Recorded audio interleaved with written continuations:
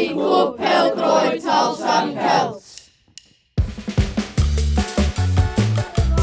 Mae hanes cloddiau mychu mynd nôl 2000 o flynyddoedd yn ôl adeg yr Rhufeiniaid.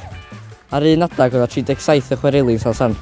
Mae ardal Talysarn yn enwog am ei llechi glascoch a wyrdd. Ar un adag roedd 3,000 o pobl yn gweithio yn y chwareli yn Talysarn. Ceiwyd y Penyrosydd chwarel ola yn Ionawr 1979. Chwarael gloddfa glai o'r chwarael gyntaf i agor yn Talysarn, ac orwydd hi'n 1767. Mae gloddfa glai rwan yn gartrau Talysarn Celt. Mae ddecog gyntaf pêl-droed y pensaf yn mynd yn ôl i 1894. Gêm rhwng Talysarn a Caernarfon Rovers oedd hi.